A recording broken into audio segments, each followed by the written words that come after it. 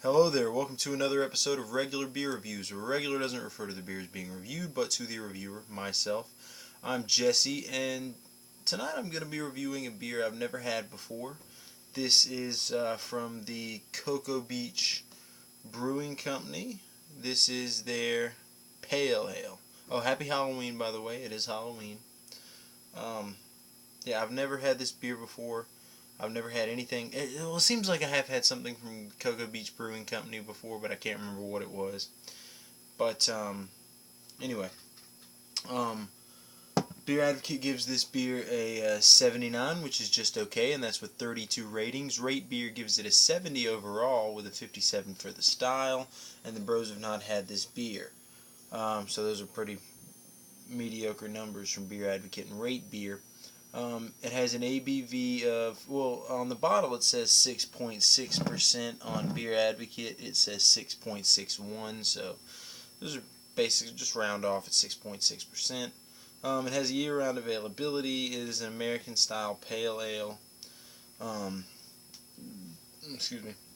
I tried to look up the IBUs on this, and I don't know what they are. I know Cocoa Beach IPA is 80 IBUs, so but I'm not sure what the IBUs on this particular one is. Here's a quick descript from Rate Beer. It says a traditional American pale ale featuring 2-row malts, nugget, pearl, and cascade hops. And it says here on the bottle, unfiltered American pale ale brewed and bottled by Cocoa Beach Brewing Company.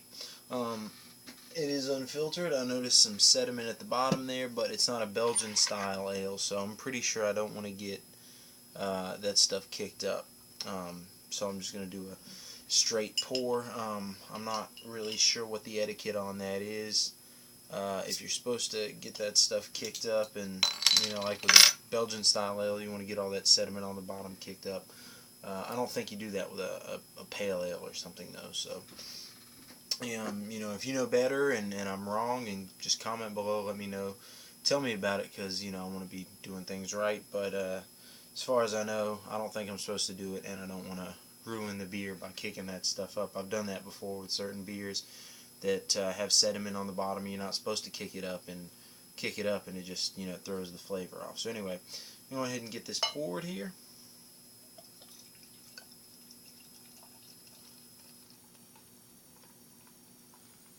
It is a pretty nice color for a pale ale.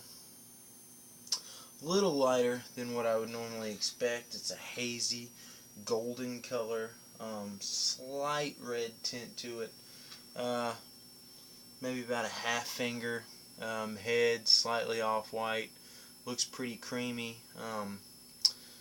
Carbonation, moderate to heavy. I am seeing a lot of bubbles. Let's go ahead and get a nose on this.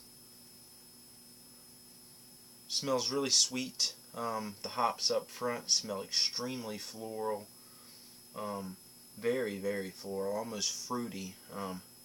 On the nose I'm picking up like a tropical fruitiness, some mango, pineapple, coconut, maybe a little cherry. Very tropical fruity. The hops smell extremely floral. Not too oily, not too piney, but very, very floral.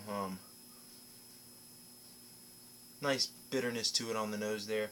The malt I'm picking up on is like a coffee or I didn't mean coffee, a toffee or a caramel. Lighter malts, but definitely heavier than like a bready malt. Smells sweet, smells good. I'm going to go ahead and jump into this one.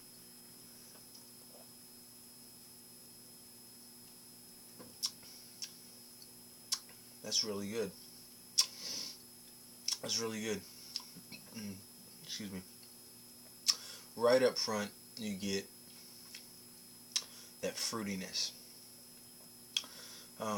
Again, it reminds me of like a fruit cup or something. The cherries, pineapples, peaches, mangoes. Really fruity flavor. And I get the floral hop. Adds a nice bitterness to it. Again, I don't know what the IBUs on this are. I'm guessing maybe 40, 45. It's not a bitter beer. It's very mellow. It's got a slight like graininess to it, like grassy graininess to the malt character. But at the back end, the malts are very, very, very light, kind of toffee or caramel. Very, very light, very sweet. This is actually pretty complex for a pale ale.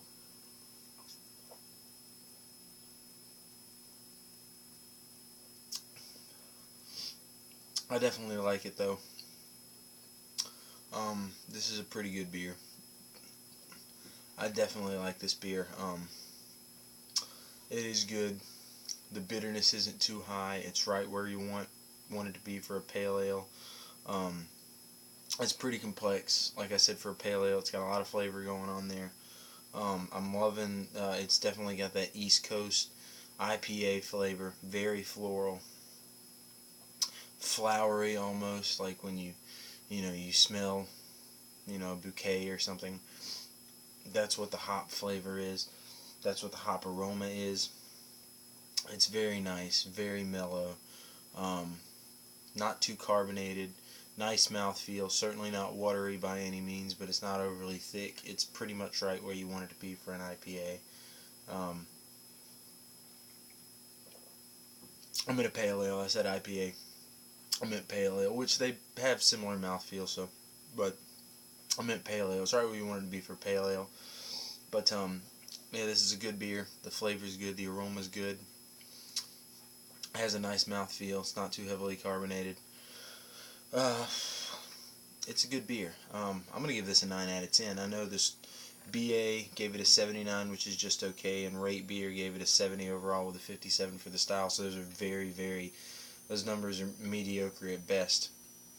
But I think it's better than that. I think it has more character than that. I think it has more complexity, and I think it's more enjoyable than those numbers, would otherwise define. So this is a good beer.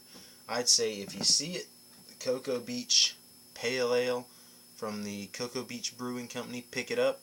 It's a good beer. I think this bomber was like $8, $7 or $8, so it's not crazy, expensive. It's a good price. It's a good beer. I'm gonna pick. When I see this again, I'm gonna pick it up. This is a good beer. So again, 9 out of 10 for Cocoa Beach Pale Ale.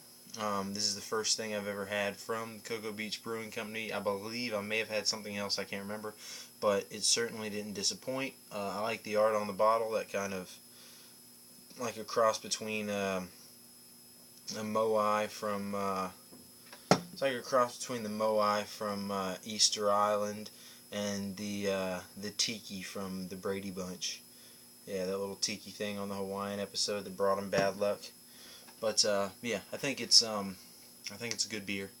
Anyway, thanks for watching, and keep watching again for more reviews in the future. Prost.